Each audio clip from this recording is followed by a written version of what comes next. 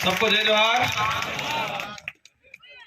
हमारे समाज के महापुरुष समस्त योद्धाओं को नमन, वीरांगनाओं को नमन। इस कार्यक्रम में हमारे भारत आदिवासी पार्टी के राष्ट्रीय महासचिव भाई जितेंद्र जी, साथ ही राष्ट्रीय कार्यकारिणी के सदस्य सुनील जी, अन्य साथी, और इसी बीच जो पूरे देश के इतिहास में माने सुप्रीम कोर्ट का जो जजमेंट रहा, माता नंदा देवी, साथ ही समस्त पदाधिकारी गण, समाजसेवी और मेरे इस धरती के मूल मालिक आदिवासी समुदाय में दिल समूह के वडील, माताएं, बहनें और साथ ही अन्य समूह से जो भी साथी आए हैं, आप सबको मेरी ओर से धन्यवाद। मैंने काफी इंतजार करवाया, हमें इस इलाके का ज्यादा आइडिया नहीं था, नासिक में कार्यक्रम नहीं था, लेकिन हम रात को पहुंचे तो नासिक में मैसेज चला गया। तो नासिक में सुबह सुबह 2-3 कार्यक्रम छोटे मोटे हो गए, इसकी वजह से हम थोड़ा लेट भी हुए। फिर भी आप लोगों ने इंतजार किया। आप लोगों के मन में एक आशा है कि कुछ नया होगा, एक उम्मीद है कि हमारे लिए और आने वाली पीढ़ी के लिए ये भारत आदिवासी पार्टी कुछ अच्छा काम करेगी। और हमारे लोगों के बीच में एक लॉलीपॉप की तरह सरकारी योजना फेंक दी जाती है। अभी चल रहे संकल्प भारत यात्रा, यहां चल रहा है। समाज के अधिकार की बात आती है तब लोग इकट्ठे होते हैं नहीं, लेकिन वो फ्री का कुछ सामान मिलने की बात आती है, पूरा ग्राउंड होगा स्कूल का या पंचायत का भर जाता है। भरता नहीं भरता है। सुबह 7-8 बजे से बैठे रहेंगे भूखे प्यासे, शाम की 5 बज जाएगी। और वो योजना ऐसी होती है, वो हमारे उधर कहावत है कि ऊँट यूं चबाता रहता है। हमारे भीली भाषा में कही हुई कि ऑटो वागुल है नीचे हियाल विचार करे, एक बार पढ़े, एक बार पढ़े, एक बार पढ़े। मतलब ऊँट चबाता रहता है तो सियार रहती है, नीचे देखती है, विचार करती है कभी कुछ गिरेगा खाऊंगा, अभी कुछ गिरेगा खाऊंगा। और ऐसी ही योजना ला रही है ये सरकार है। आवेदन कराती है, कागज करा रही है भी। आज इसका प्रॉफिट देखना, इसका स्टडी करना, इसका ये जो जितनी भी योजना आ रही है, 1000 लोग आवेदन करेंगे और ये 1000 लोग आवेदन करने के लिए लाखों रुपया खर्चा होगा लोगों का, और 1000 में से क्वालिफाई हो। इससे पहले कोकणी समाज के हमारे कुछ पदाधिकारी मिले, तो मैं सोचते हुए आ रहा था कि ये आदिवासी समुदाय इस देश का मूल मालिक है, लेकिन मालिक की स्थिति एक किराएदार जैसी हो गई है। आसपास में देख रहा था, जो हमारे जो मकान बने हुए हैं, हमारे लोग एक दो जगह रास्ते में रुके, छोटा मोटा धंधा पानी कर रहे हैं। मैं ये सोच रहा था क्या ये स्थिति में से सुधार होगा या फिर उससे बेहतर स्थिति, बदतर स्थिति होती जाएगी। वर्तमान में जो स्थिति है इसमें सुधार आएगा या फिर उससे खराब स्थिति आएगी हमारे आने वाली पीढ़ी की। ये मेरे मन में सवाल आ रहा था बार बार। और मैंने ये भी सोचा कि हम देश के मूल मालिक हैं। हमारे पूर्वजों ने अंग्रेजों, मुगलों, राजा रजवाड़ों से जो लड़ाई लड़ी, और इस देश के अंदर अगर किसी का खून बहा है तो सबसे ज्यादा आदिवासी समुदाय का खून बहा है। इस देश को आजादी दिलाने में हमारे पूर्वजों ने लाखों बलिदान दिए, और इसके बाद ये देश आजाद हुआ। लेकिन आजादी के वक्त से जो हमारे तात्कालीन जो युवा माने जाए या बुजुर्ग माने जाए या बच्चे थे, और आजादी के नशे में इतने डूब गए, संभल ही नहीं पाए, और आजादी में क्या मिला वो समझ ही नहीं पाए। और धीरे धीरे स्थिति खराब होती गई और आज हमारे भाई ने कहा था, जो बिल प्रदेश की बात है वो आज या अभी की बात नहीं है। भारत आदिवासी पार्टी अकेली बात अभी नई बात उठाई, नई मांग उठाई, वो नहीं है। ये हमारे पूर्वजों ने और बिल प्रदेश की मांग को लेके ही कई आंदोलन हुए। आपने मानगढ़ का आंदोलन सुना होगा। एक दिन में 1,500 आदिवासी मारे गए थे तब तुरंत गोविंद गुरु के नेतृत्व में, और वो भी बिल राज कायम करने की मांग कर रहे थे। उस बिल प्रदेश के लिए ही एक दिन के अंदर 1,500 आदिवासी मारे गए, और आज उस लड़ाई को हम भूल गए, पार्टियों में बंट गए। मैं आ रहा था, हमारे कुछ बुजुर्ग साथी बैठे हुए थे उधर, विचार कर रहे होंगे ये पार्टी आई है, क्या हो रहा है। क्योंकि हमारे पुराने लोगों में एक मानसिकता बैठ गई है कि कांग्रेस है और भाजपा है, और हो सकता आजादी के बाद होना चाहिए था। जो खुद का नेतृत्व आजादी के बाद शुरू करना चाहिए था, वो आज हो रहा है। जो आज ये जो काम हो रहा है, देश के अंदर आदिवासियों को अपना खुद का संगठन बना के, खुद को लीडरशिप वाले, खुद के हाईकमान या खुद के नेतृत्व में अपने जनप्रतिनिधि चुन के लोकसभा विधानसभा में भेजने का काम आजादी के बाद से करना चाहिए था। लेकिन खुद का घर नहीं बनाया हमने, हम किराए के घरों में रहना पसंद किया।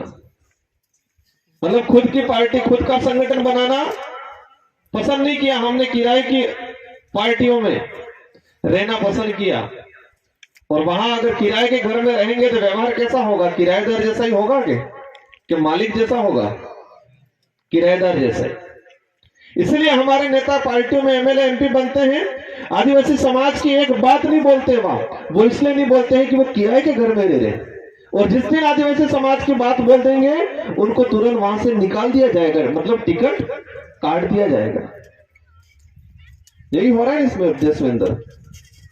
एक भी एमपी एमएलए इस समाज के संवैधानिक अधिकार को लेके, इस समाज का जो हमारा इतिहास है, जो इतिहास को खत्म किया जा रहा है, उस इतिहास को उजागर करने को लेके क्या विधानसभा लोकसभा में बोलता है? वो नहीं बोलेगा, क्योंकि वो किराए की जगह रह रहा है। और जब भी बोलेगा उसको निकाल दिया जाएगा, क्योंकि हमने हमारी ताकत नहीं बताई। और आज ये समय है, एक टर्निंग पॉइंट है। हमारे सबकी जिंदगी गुजर जाएगी, आपकी भी गुजर जाएगी, हमारी भी गुजर जाएगी, लेकिन आने वाली पीढ़ी का क्या होगा? ये एक ऐसा समय है, अगर अभी नहीं संभले तो आने वाली पीढ़ी को वापस गुलामी की ओर जाना है। जमीनें नहीं रहेगी, आरक्षण नहीं रहेगा, और इतिहास तो उन लोगों ने वैसे ही मिटा दिया गया है।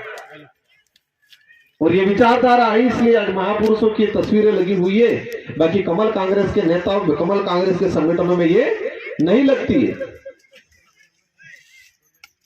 आज जिस विचारधारा से मैं विधायक बन के आया, आज 84 की जनता ने मुझे दूसरी बार विधायक बनाया, और पिछले 5 साल के अंदर राजस्थान के अंदर एक समय था कि आदिवासियां भील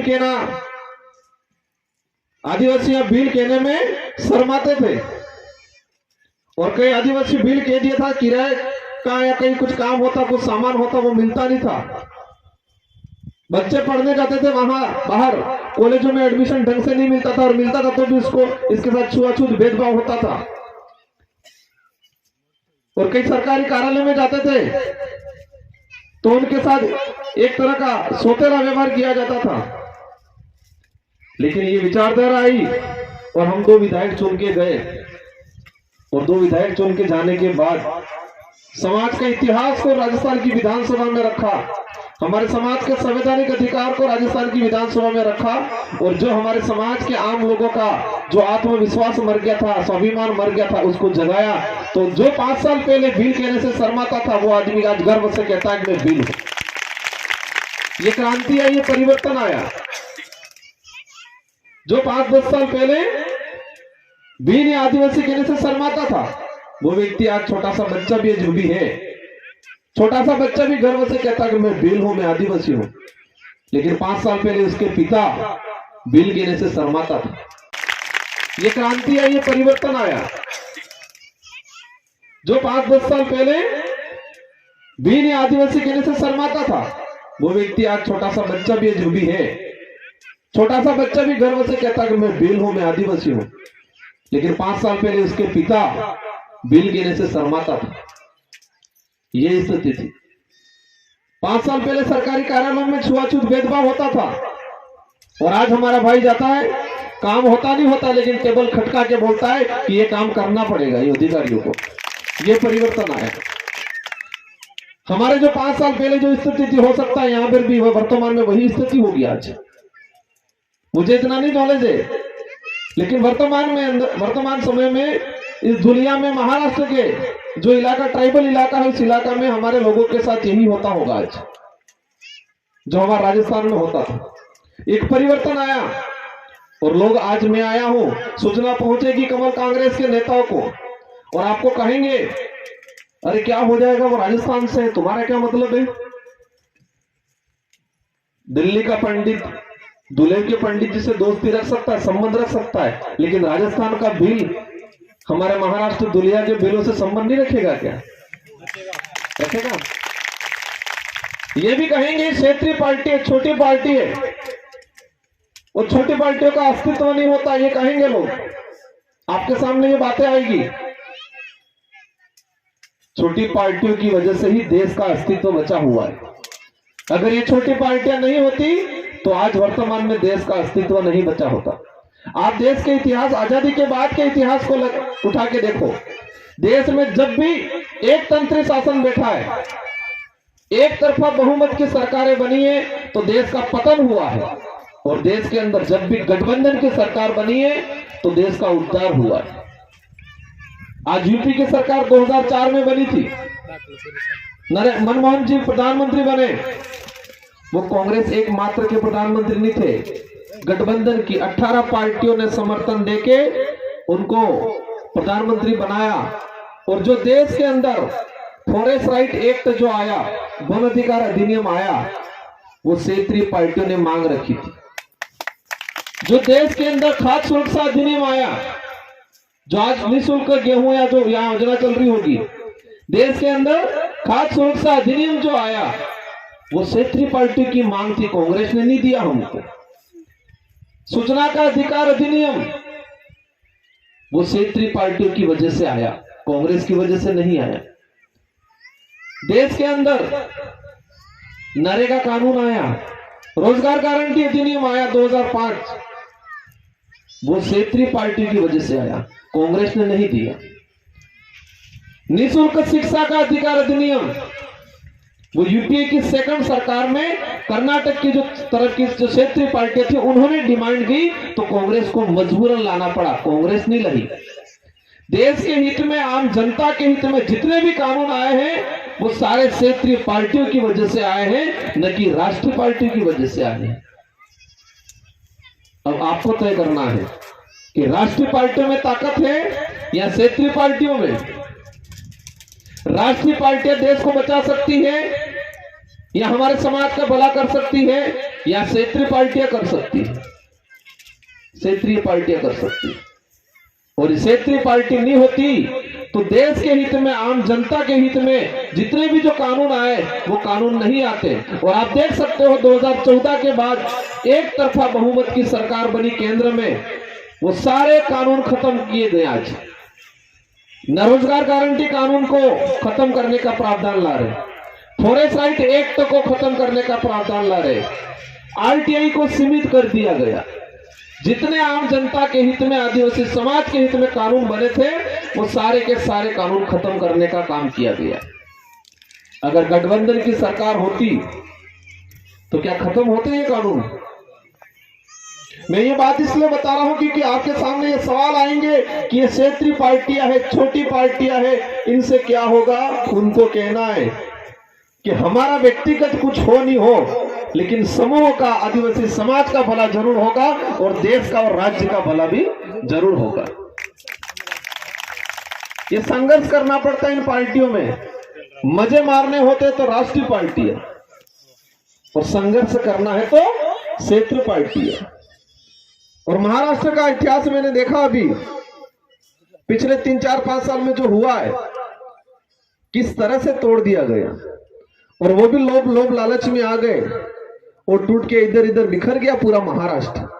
बिखरा नहीं बिखरा है, आज शिवसेना के 2 भाग हो गए, वो लोभ लालच में ही गए। राष्ट्रीय कांग्रेस के 2 भाग हो गए, वो लोभ लालच में गए, और वो सब दिल्ली और गुजरात वाले कर रहे सारा खेल मिलके।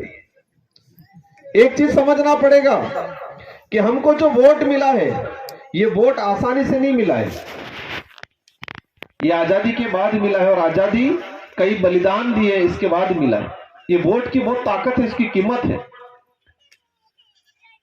और हमारे बुजुर्ग ने इस ताकत को, वोट की कीमत को नहीं समझा। हाँ ठीक है, हाथवाड़ा आवियो फोल हाल दो, वोट हाल दो, फूलावाड़ा आवियो हाल दो, हो 2 रुपया 500 रुपया या कुछ पीने का आ गया, चलता है या होता है, यही होता है।